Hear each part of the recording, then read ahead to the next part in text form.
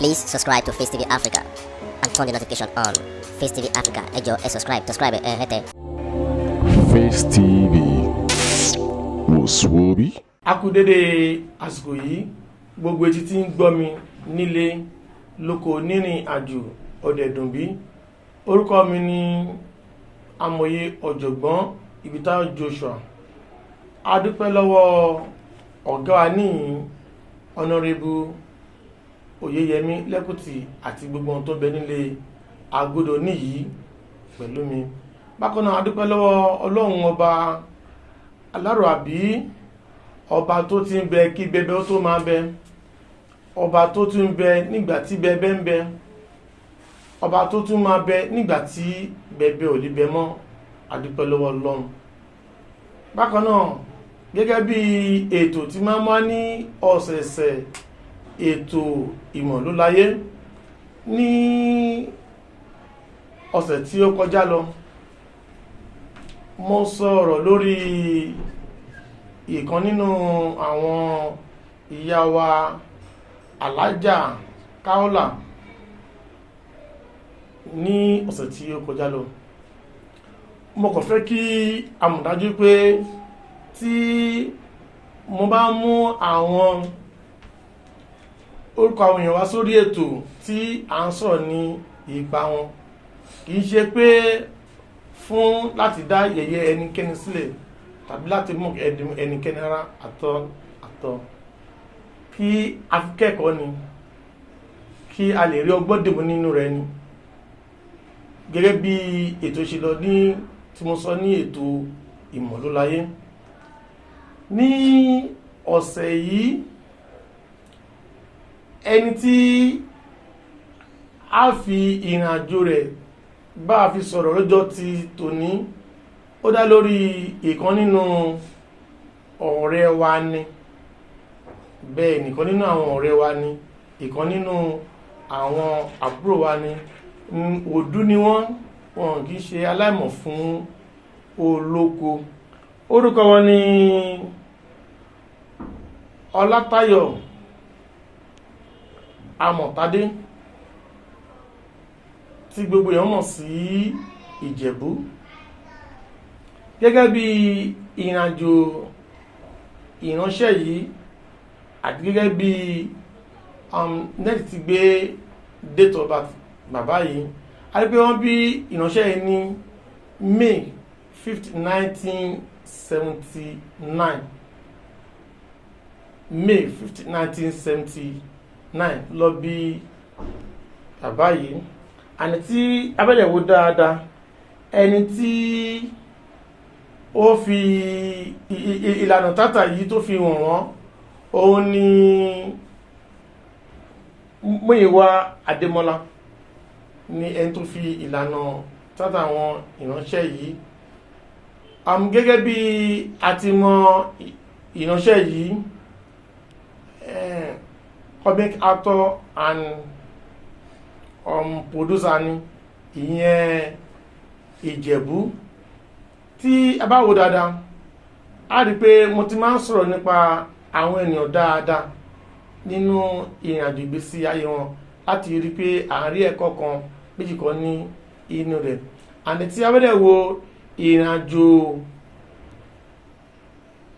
Ọlátayọ̀ yìí, tí gbogbo èèyàn mọ̀ sí Ìjẹ̀bú, a rí pé aláwàdà ni. Kò sí ẹni tí ó máa wo play ìránṣẹ́ yìí tó bá rón tẹ́lẹ̀ á gbàgbé ìrònú ẹ̀ nígbà tí ẹni bá bẹ̀sẹ̀ ń pa ẹ̀kẹ́. Àní tí a bá dẹ̀ wò dáadáa nínú ìrìnàjò ìránṣẹ́ yìí, gẹ́gẹ́ bí wọ́n bí ìránṣẹ́ ní May 5th 1979 yìí, ó ń túmọ̀ sí pé at age of 27 ní ìránṣẹ́ ìparí ìrìnàjò àárọ̀ rẹ̀, tó túmọ̀ sí pé at age 27 ó máa ní flashing problem kan ní àwọn ọdún yẹn. Then ní age of 29 náà, at the same time náà ó máa tún face àwọn problem kọ̀ọ̀kan ní at the age of 29 tó pé ó ti wà nínú challenge period ní ìgbà náà. Bákan náà ló jẹ́ pé nígbà tí ó bá wà ní age of 35 náà, age of 35 that should be 2014 òun ló máa tún fèsì àwọn challenges kankan nínú ọdún yẹn gẹ́gẹ́ bí àkọọ́lẹ̀ ti wí àmọ́ ibi tí mo mọ̀ lọ ni pé gẹ́gẹ́ bí mo ti máa ń sọ lórí trying Saturn pé ó máa ń jẹ́ ìbẹ̀rẹ̀ oríire fún ọ̀pọ̀ ènìyàn tó wáyé pé ó ti ń pípa rẹ̀ sílẹ̀ ahead nípa pé kí a ṣá máa tiraka sa gbogbo ipá àti agbára láti pé mo fẹ́ jẹ́ ní ayé kò sí gbogbo ipá tẹ́yìn lè sà tó bá dé stage yìí àdéjọ 39-40 yìí ẹni àṣà ni breakthrough ṣáá ni bó ti wù kí ó rí àni breakthrough ṣáá ni àdé tí abẹ́rẹ́ ti wo dáadáa náà lórí ìyànjú ìránṣẹ́ yìí ó gẹ́gẹ́ jẹ́ May 5 yìí ó dùn sí pé kì í ṣe olóyàwó kan and according to the net ó fi hàn pé ìyàwó méjì gan ló wà ní ọ̀dẹ̀dẹ̀ rẹ̀ tó wà ní ilé rẹ̀ so ní tó tún sí pé kì í ṣe oníyàwó kan gẹ́gẹ́ bí ìrìnàjò ẹ̀ ti lọ ní ẹsẹsẹ àdẹ tí abẹ́rẹ́ ti wo Ìjẹ̀bú nínú ìrìnàjò ẹ̀ gẹ́gẹ́ bí àwọn fíìmù tó ti ṣe sẹ́yìn dáadáa bí ọ̀rẹ́ mẹ́ta wèrè kan àti dìgúnnù ẹni pé àwọn fíìmù tó pé tó ń sọ ilé di aláyọ̀ ni àwọn fíìmù tó pé bí ó máa ń pa ẹ̀kẹ́lẹ́rin ni tó pé kò síṣá ni tí àfitọ́bà gbóhùn ìlúkọlókù àfitọ́bà gbọ́ ọ̀rẹ́ ìlúkù ní òòlé rẹ̀rin tó akọ́mọ̀ pé má ní máa fọ́ ní kẹ ẹtú ibi tí ó tún gbé ọ̀rọ̀ gbà bẹ́ẹ̀ náà ni bájú máa rí àwọn kọ̀mẹ́dà ní lọ́tún lọ́sí náà nìyẹn ìbí àwọn kan náà bá sùwé tó ti fi tó ń tì sí bí ibì kan àwọn kan náà lúkúlúkú nígbà kan rí so tí ọ̀nà bá dẹ̀ sọ pé tí ọ̀nà bá ṣe ń gbà fún ilé lọ́nà ó dídọ́ kí ni kí ó dọ́ kí a bá celebrate bẹ́ẹ̀ ni kí ọlọ́run tó ń gbà fún ìránṣẹ́ yìí ó tó máa gbà fún ìránṣẹ́ lọ ṣáájú sí bákan náà tí a bá wùdẹ̀ láàrín pé nínú oṣù yìí náà ní Ìjẹ̀bú ní ìyẹ́ náà late ìyá tó bí lọ́mọ nínú oṣù náà ni ló late and tẹ́bẹ̀lẹ̀ wọ́n dẹ̀ ní gẹ́gẹ́ bí ó yẹ sọ èjì ìyẹ́ which is 83 years of age gẹ́gẹ́ bí ọdún tí yẹ́ lò ní ayé tó túnmọ̀ sí pé àdéjọ 40 gan náà bí Ìjẹ̀bú gan fún ẹni yẹn àdéjọ 40 náà bí Ìjẹ̀bú fún ẹni and then tẹ́bẹ̀lẹ̀ wọ́n dẹ̀ ní yìí gẹ́gẹ́ bí máa ń sọ nípa ìrìnàjò nọ́mbà nípa calculation nọ́mbà nínú ọdún yìí personal year tí Ìjẹ̀bú lò lọ́dún yìí ó ń sọ nípa 7 and wọ́n dẹ̀ ń sọ nípa 7 dẹ̀ níyì 7 nínú ọjọ́ mẹ́fà tí wọ́n náà fi dá ayé òun ọ̀run Bíbélì jẹ́ ó fi dẹ̀ múlẹ̀ pé ní ọjọ́ keje olùwàsísẹ́mi ni kò sí ohunkóhun tó lọ́dá ní ọjọ́ keje tó túmọ̀ sí pé 7 lẹ́yìn knowledge lẹ́yìn ìmọ̀ tó bá any knowledge àti kíyàn tó wà prayerful òun ni àwọn ọdún bẹ́ẹ̀ gbà fún èèyàn tí a bá ti lo personal year 7 and then ní personal 7 dẹ̀ nìyí èèyàn sọ máa ń lose ní personal year 7 bí nǹkan tó jọ bí ẹ̀jẹ̀ èèyàn bí ọkọ ni bí ìyàwó ni bí ìyá ni àti bẹ́ẹ̀ bẹ́ẹ̀ lọ nǹkan tó pé ó lè dùn ènìyàn tó lè mú èèyàn fa ọkàn padà sọ́dọ̀ Ọlọ́run pé Ọlọ́run irú kí ní eléyìí so ó sọ́wọ́ máa ń ṣẹlẹ̀ nínú ìrìnàjò personal year 7 dáadáa ẹ wá wú nípa ti Ìjẹ̀bú ọdún ìlòlò 7 nínú ìrìnàjò ìgbésí ayé ọdún tó wọ́n 7 yìí kò lè gbàgbé ọdún yìí ó ti rí máàkì fún pé kò lè gbàgbé nínú àjò ẹ̀ torí tó bá ṣe ìrántí ọdún yìí 2022 a máa rántí pé ọdún yẹn gan ni nìyá ń fi ilé ayé sílẹ̀ àní kò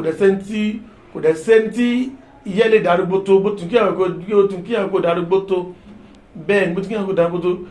èèyàn kì í gbàdà kí wọ́n kú ọ̀sẹ̀ tó gbàdà kí obìnrin kú bí pé kọjọ àpẹpẹpẹ ni àmọ́ gẹ́gẹ́ bí ètò Ọlọ́run bó ti ń kó rí Ọlọ́run tó bá tásìkò Ọlọ́run àṣẹ kí ni a sì gba ìlú yẹn bẹ̀ sí ọ̀dọ̀ àdúgbò kú àdúpẹ́ kò sí ẹni tí ikú ò lè kàn ní àtẹ́ni fucking time. Àdúrà wa ní pé kí a dàgbà ká dògbó, àwọn tàdé ní arúgbó lóde nìyí. Àdúrà ní pé kí ẹni wájú kí ẹni ẹ̀yìn kó má ṣíwájú ni a máa ń gbà ní àdúrà. tó náà mo bá Ìjẹ̀bú dúpẹ́ tiẹ̀ ní lọ́wọ́ Ọlọ́run kí Ọlọ́run kó bá tẹ́ ìyẹ́ sí afẹ́fẹ́ rere. Òun tó dẹ̀ jẹ́ ọmọ bíbí inú ìyá náà dẹ̀ nìyí kọ́nà kó túbọ̀ dáná sí àtọmọ tí òun náà bí tó náà bí àtọmọ tó dúkò ní ilẹ̀ bákan náà nínú ìrìnàjò rẹ̀. Bákan náà ní ìrìnàjò bí ìrìnàjò Ìjẹ̀bú tí mo ń ṣe àlàyé lọ́wọ́lọ́wọ́ challenge after gbogbo àwọn ọ̀tọ̀ tó ń lọ nílẹ̀ yìí blessing máa padà tún máa continue sí bẹ̀ tó bá di age of 49 gẹ́gẹ́ bí mo ti máa sọ pé life at 49 ó máa ń tough 49 50 ó máa ń tough ṣé kí n máa wà nínú ìrìnàjò ìránṣẹ́ náà but tó bá di ní age of 52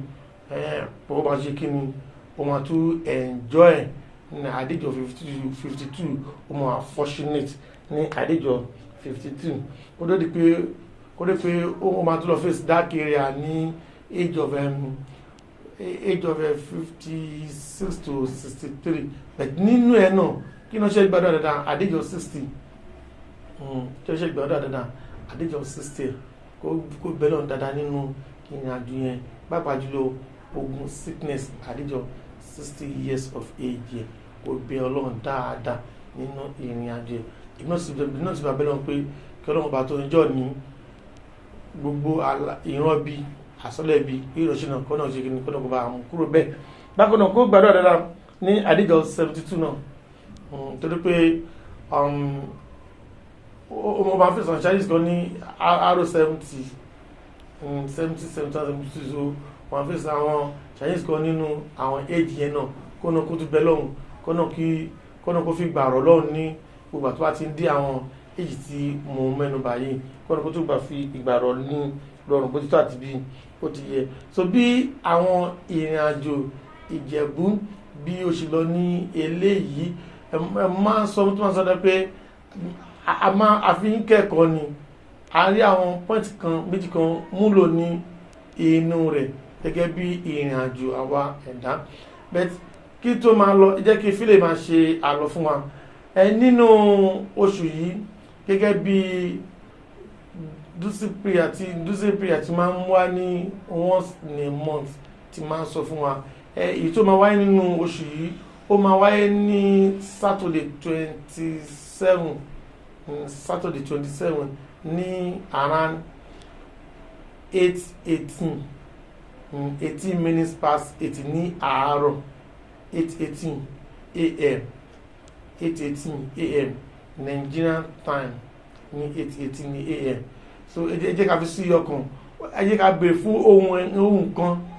ní ìmọ̀ ìsọ pé ká béèrè ní ọwọ́ Ọlọ́run tó pé oṣooṣù ní màlíkà ẹ̀ máa ń la ẹja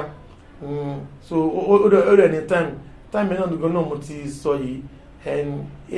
18 minutes past 8 a.m. ní àárọ̀ ní Nigerian time ibi kí tó ń kálẹ̀ wà any country tó ń kálẹ̀ wà ẹ jẹ́ ká ṣe plus minus so àmàgé time náà ní lọ́dọ̀ wa ní ibẹ̀ due to our own climate so bí àwọn ìrìnàjò ṣe lọ ní kí Ọlọ́run kó gbà fún bótó àti bí ó ti yẹ. Tí ẹ bá gbàgbé máa ń sọ dáadáa tí bá fẹ́ parí program pé gbogbo àtẹ́ pé à ń fẹ́ olóòótọ́ ènìyàn àbí kọ́ mi tẹ́ pé ó lè bá mójútó ilẹ̀ tàbí ilé mo ti ní pé ẹ jẹ́ kí a kàn sí Perfect Home Industry Perfect Home Limited yìí àwọn dì lórí ilẹ̀ àti lórí ilé ni bí ó fẹ́ ra ilẹ̀ àbí ó fẹ́ ra ilẹ̀ àbí ó fẹ́ kọ́ ilé àbí ó fẹ́ ra ilé náà máa ń dì pẹ̀lú ẹ̀ ẹ̀yin ẹ ṣáàdì pè mí tó bá di pè mí ìmákọ́lẹ́tì mọ́ ọ́fíìsì line wọn bó tilẹ̀ jẹ́ pé headquarters wọn Àjà ló wà bákan náà ní branch ní Ogun State ní Jọjú wọ́n dẹ̀ tún ní branch náà ní UK náà bẹ̀ tí ẹ bá ti connect mi